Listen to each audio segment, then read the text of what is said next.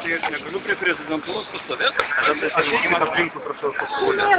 Aš atėjau už nuogarą, neik kampė, žodžiai kariškai.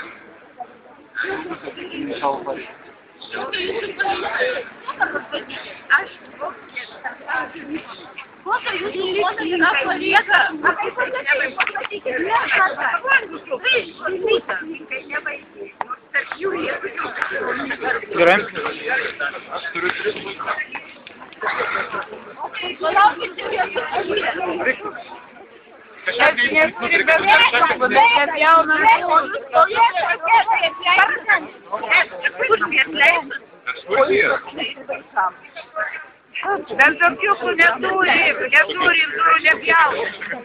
Atsiprašau, aš žurnalistė, jūs gerai jaučiatės, žinodamas, kad jūsų kolegos informavo žmonėm.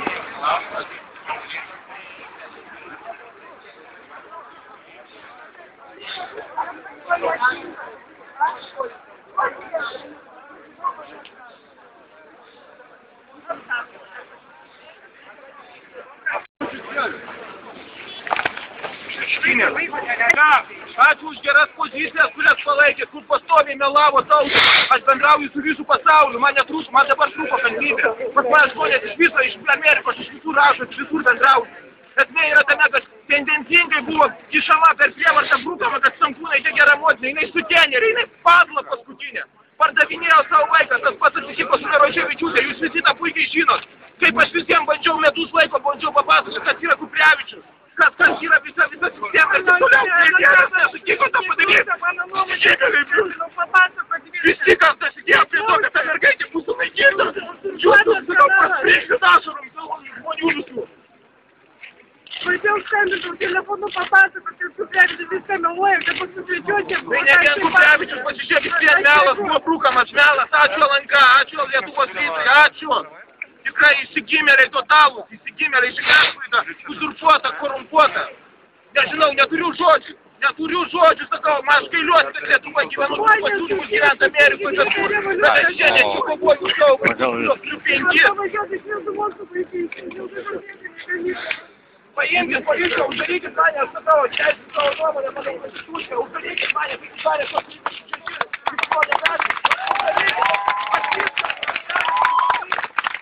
Давай, давай!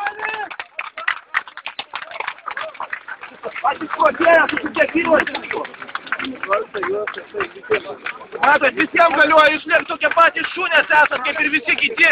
Paprašom prezidentės, gal išgirs mus.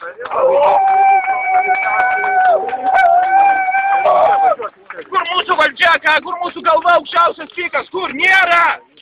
Nėra, valdo kas išgamos šešėlis.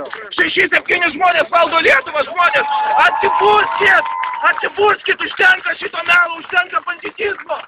Vaikų atžvilgių banditizmo. Pažiūrėkit sveikatos apsaugos ministerija, teisinė sistema.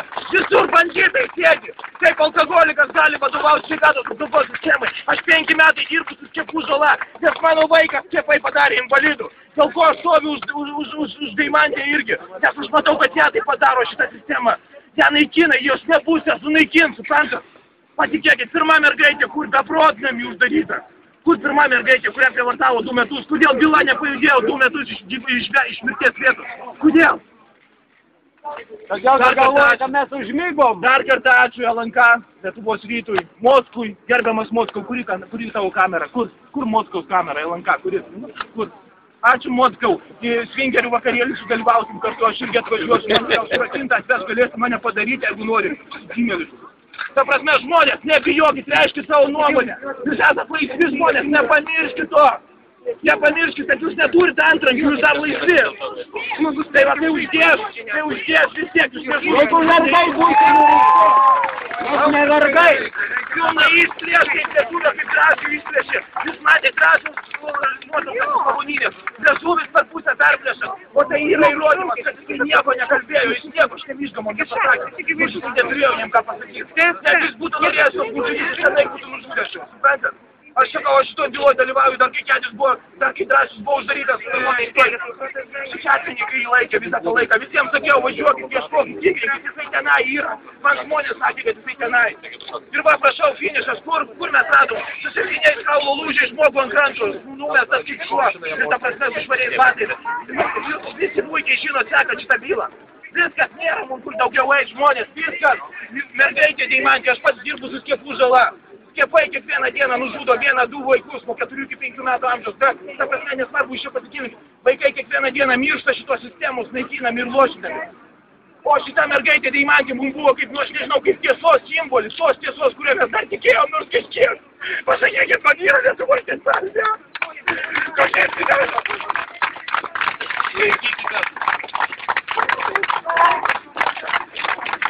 Kokia viską bus gali vaikas, tai išspręstas, aišku, ką pasakykit man. Kiek gaus 1000, kiek gaus 500. Pasakykit man, ko tu tai žiūri mane, ką pasakykit man teisybę. Aišku, kodėl Nes esmė yra, kad nesakau žmonės, niekad to nepamirškit, jūs esat laisvi. Ir turite privalot reikšti viską savo laisvai, savo nuomonę, viską. Mane irgi sodino į dumblą, kišo visą kitą, sakė, kad aš išgama, aš vagys taip toliau. Bet visą tai praeitis, pasakykit mano švienas, kuris čia šventas esat, kuris aš pats užaugau, bet tėvų tėvai alkoholikai buvo, man reikėjo griebtis į gyvenimą.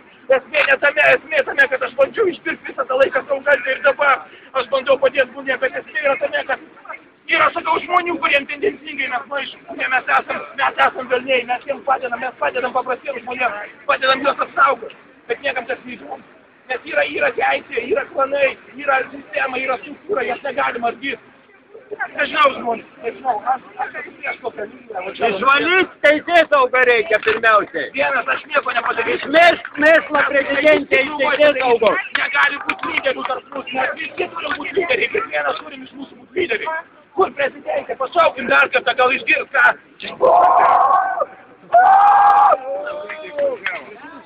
Prezidentė nuvažiavo valgyti kostas už mūsų pinigus. Jeigu žinot, kad prezidentė gyvena iš mokesčių mokėtojų kišenės.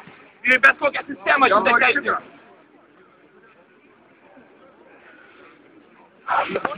Gerbiamas Algimantas man davė mikrofoną, bet nereikia. Viskas svarbu. Daugiau dar bus paprašiau balsas žmonių. Pas mane balsas geras, komisariškas, bet esmė yra tame. Norim dar atskleisti tokias tiesas.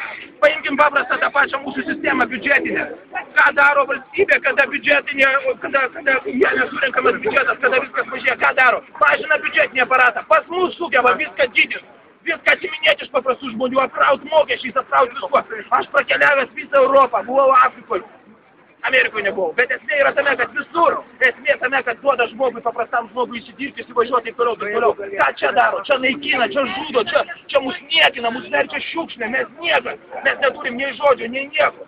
Pažiūrėkit, mergaitė, atėmė mergaitę rėkiančią, basą išnešė.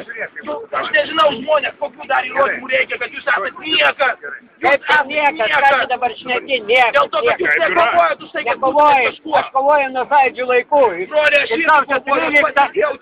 visur kitur kovoju. Ir žinau, ką tai reiškia, bet mes turim kovoti nuosekliai. Turim išvalyti pirmą teisėsaugą iš visko. Tai reikia tik tamydą jau nemėgti.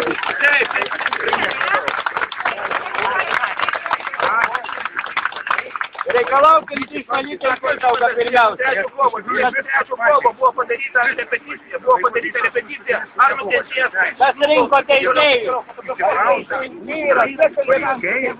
Subrutaliausia jėga. Reiškia, kaip nusikaltėlius. ginkluotus nusikaltėlius, jeigu imtų, buvo įkaito operacija, pavyzdžiui, Prancūzijai, tai kažkas panašaus. Ir tai švelniau buvo daroma. O čia kaip nusikaltėlis, tai aš galvoju, valstybė mūsų jau įbrido į tokią stadiją, kur Lukašenka, tai yra demokratijos pavyzdys.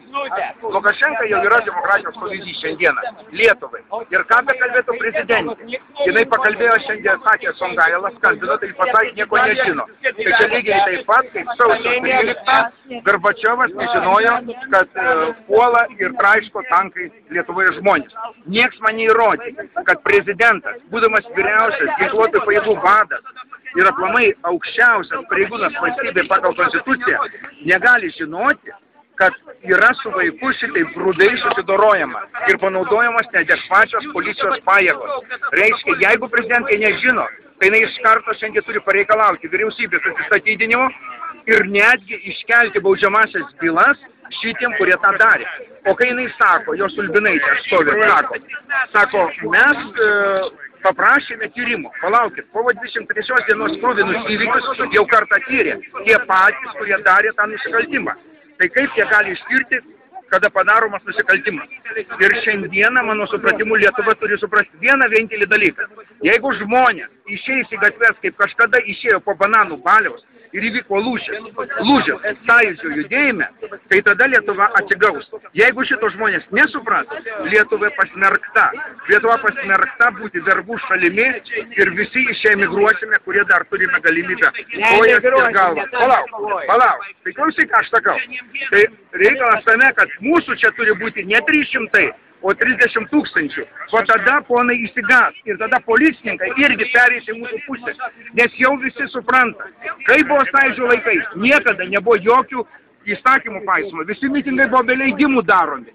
Ir nieko. Ir darėm, ir ėjom, ir kovojom, ir iškovojom. Tai negi šiandien savoje Lietuvoje negalime mes susitvarkyti taip, kad bent mūsų vaikai nebūtų banditiškai grobiami.